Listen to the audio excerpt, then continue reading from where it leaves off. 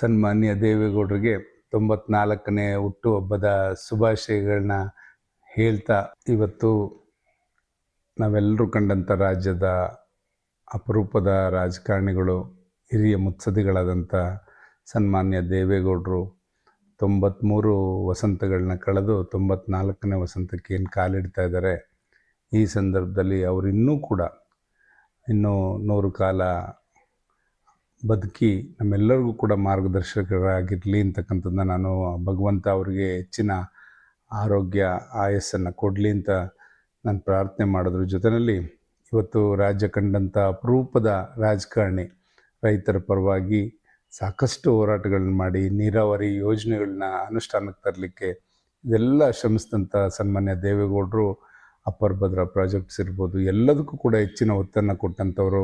ಇವತ್ತು ಏನು ಉತ್ತರ ಕರ್ನಾಟಕದಲ್ಲಿ ನೀರಿನ ವ್ಯವಸ್ಥೆಯನ್ನು ಅಲ್ಲಿ ತುಂಡು ಗುತ್ತಿಗೆ ಮುಖಾಂತರ ಕೊಡೋದ್ರ ಮುಖಾಂತರ, ಜೊತೆಯಲ್ಲಿ ನೀರಾವರಿ ಕೊಟ್ಟಾದಮೇಲೆ ರೈತರು ಅವ್ರ ಭೂಮಿಯನ್ನು ಉಳಿಸ್ಕೊಳ್ಳಿ, ಬೇರೆ ಪಕ್ಕದ ಆಂಧ್ರ ಪ್ರದೇಶದವರು ಅದೆಲ್ಲ ಖರೀದಿ ಮಾಡಿ ನಮ್ಮ ರೈತರು ಕಂಗಾಲಾಗೋದು ಬೇಡ ಅಂತಕ್ಕಂಥ ದೃಷ್ಟಿಯಿಂದ ಅಲ್ಲಿ ಅವ್ರಿಗೆ ಏನು ರಿಜಿಸ್ಟ್ರೇಷನ್ನು ಕೂಡ ಎಲ್ಲ ನಿಲ್ಲಿಸಿ ಸ್ಟಾಪ್ ಮಾಡಿಸಿ, ಯಾರೂ ಕೂಡ ಹೊರಗಡೆ ಅವ್ರಿಗೆ ರಿಜಿಸ್ಟ್ರೇಷನ್ ಆಗಬಾರ್ದು ಅಂತ ಇಂಥ ದಿಟ್ಟ ನಿರ್ಧಾರ ತಗೊಂಡಂಥವ್ರು ಸನ್ಮಾನ್ಯ ದೇವೇಗೌಡರು.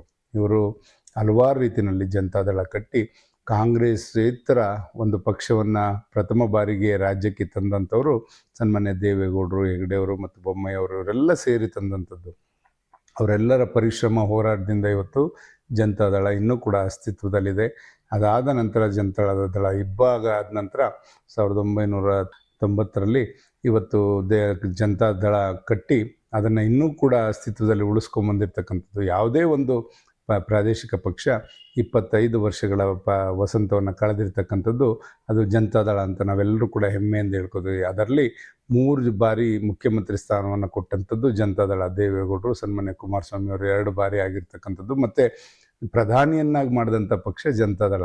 ಇದನ್ನು ಕಟ್ಟಿ ಬೆಳೆಸಿದಂಥ ಪರಿಶ್ರಮ ಏನಿದ್ರು ಕೂಡ ಅದು ದೇವೇಗೌಡರು ಕುಮಾರಣ್ಣಂಗೆ ಹೋಗಬೇಕು ಅಂತಕ್ಕಂಥದ್ದನ್ನು ನಾನು ಈ ಸಂದರ್ಭದಲ್ಲಿ ಹೇಳ್ತಾ, ಇವತ್ತು ನನ್ನನ್ನು ಕೂಡ ಚಿಕ್ಕ ವಯಸ್ಸಿನಲ್ಲೇ, ನಾನು 25 ವರ್ಷ ತುಂಬಿ 1 ತಿಂಗಳಷ್ಟೇ ನಾನು ಎಲಿಜಿಬಲ್ ಆಗಿದ್ದಂಥ ಸಂದರ್ಭದಲ್ಲಿ ರಾಜಕಾರಣಕ್ಕೆ ಅರ್ಜಿ ಸಲ್ಲಿಸಲಿಕ್ಕೆ ನಾನು ಅರ್ಹನಾಗಿದ್ದಂಥ ಸಂದರ್ಭದಲ್ಲಿ ನನ್ನನ್ನು ಗುರುತಿಸಿ ಇವತ್ತು ಜನತಾದಳದಿಂದ ನನಗೆ ಟಿಕೆಟನ್ನು ನೀಡಿ ನನ್ನನ್ನು ರಾಜಕೀಯವಾಗಿ ಒಂದು ಕರೆತಂದಂಥವರು ಸನ್ಮಾನ್ಯ ದೇವೇಗೌಡರು. ನಮ್ಮ ತಂದೆಯವ್ರ ಮಧ್ಯ ಕಾಲದಲ್ಲಿ ಅಕಾಲಿಕ ಮರಣದಿಂದ ತೆರವಾಗಿದ್ದಂಥ ಚಿಕ್ಕನಾಯಕನಹಳ್ಳಿ ಕ್ಷೇತ್ರದಲ್ಲಿ ನನ್ನನ್ನು ಗುರುತಿಸಿ ಇವತ್ತು ಆ ರಾಜಕೀಯದಲ್ಲಿ ಗುರುತಿಸಿ ತಂದಂಥದ್ದು. ಅಂದಿಂದ ಇವತ್ತವರೆಗೂ ಕೂಡ ನಾವು ಅವರ ಅನುಯಾಯಿಗಳಾಗಿ, ಅವರ ಶಿಷ್ಯರಾಗಿ, ಕುಮಾರಸ್ವಾಮಿಯವರ ಜೊತೆ ನಾವೆಲ್ಲರೂ ಕೂಡ ಕೈ ಜೋಡಿಸಿ ಉತ್ತಮ ರೀತಿಯಲ್ಲಿ ಈ ಪಕ್ಷವನ್ನು ಸಂಘಟನೆ ಮಾಡೋಕ್ಕೆ, ಈ ಪಕ್ಷ ಯಾವತ್ತಿದ್ರೂ ಪ್ರಾದೇಶಿಕ ಪಕ್ಷ ಇದ್ದರೆ ಖಂಡಿತ ಇವತ್ತು ರಾಷ್ಟ್ರೀಯ ಪಕ್ಷಗಳು ಎಚ್ಚರಿಕೆಯಿಂದ ಕೆಲಸ ಮಾಡಲಿಕ್ಕೆ ಸಾಧ್ಯ ಆಗ್ತದೆ ಅಂತಕ್ಕಂಥದ್ದನ್ನ ಎತ್ತಿ ಹಿಡಿದಂಥವ್ರು ಸನ್ಮಾನ್ಯ ದೇವೇಗೌಡರು.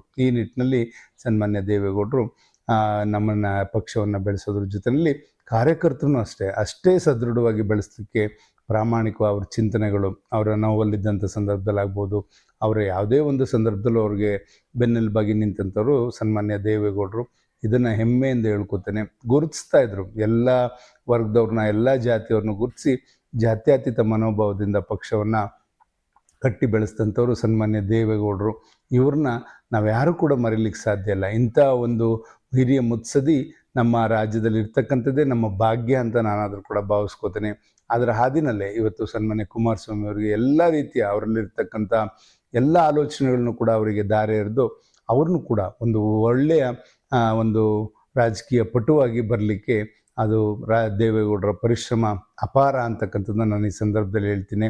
ಅವರು ಕೂಡ ಅಷ್ಟೇ ದೇವೇಗೌಡರ ಹಾದಿನಲ್ಲೇ ಇವತ್ತು ರಾಜ್ಯವನ್ನು, ರಾಷ್ಟ್ರವನ್ನು ಕೊಂಡೊಯ್ತಾ ಇರ್ತಕ್ಕಂಥದ್ದನ್ನ ನಾವು ನೋಡಿದಾಗ ಸನ್ಮಾನ್ಯ ಕುಮಾರಸ್ವಾಮಿ ಅವರು ಕೂಡ ಇವತ್ತು ಮೋದಿಯವರ ಸರ್ಕಾರದಲ್ಲಿ ಉನ್ನತ ಸ್ಥಾನದಲ್ಲಿ ಒಬ್ಬರು ಸಚಿವರಾಗಿ ಕೆಲಸವನ್ನು ನಿರ್ವಹಿಸೋದ್ರ ಜೊತೆಯಲ್ಲಿ ಇವತ್ತು ರಾಜ್ಯದ ಎಲ್ಲ ಆಗುಹೋಗುಗಳ ಬಗ್ಗೆನೂ ಕೂಡ ಚಿಂತನೆ ಇಟ್ಕೊಂಡು ನಡೀತಾ ಇರ್ತಕ್ಕಂಥದ್ದು ನಾವು ನೋಡಿದಾಗ ಖಂಡಿತ ಈ ಪಕ್ಷ ಯಾವತ್ತೂ ಕೂಡ ರೈತರ ಪರವಾದಂಥ ಪಕ್ಷ. ಇವತ್ತು ಜನಗಳು ಕೂಡ ಬೇಸತ್ತಿರ್ತಕ್ಕಂಥದ್ದನ್ನ, ಇದೆಲ್ಲ ಸಂದರ್ಭವನ್ನು ನೋಡಿದಾಗ ಇದು ರಾಷ್ಟ್ರೀಯ ಪಕ್ಷಗಳ ವಿರುದ್ಧ ಇವತ್ತು ಪ್ರಾದೇಶಿಕ ಪಕ್ಷ ತಲೆ ಎತ್ತಬೇಕು. ಪ್ರಾದೇಶಿಕ ಪಕ್ಷ ಇದ್ದರೆ ಖಂಡಿತ ನಾವು ರೈತರ ಪರವಾಗಿ, ಮತ್ತು ಸಾಲ ಮನ್ನಾ ಇಂಥ ಹಲವಾರು ಯೋಜನೆಗಳನ್ನ ರೈತರಿಗೆ ಬೆನ್ನೆಲುಬಾಗಿ ನಿಂತ್ಕೊಳ್ಳುವಂಥದ್ದು, ನಾವು ನೋಡಿದ್ದೇವೆ.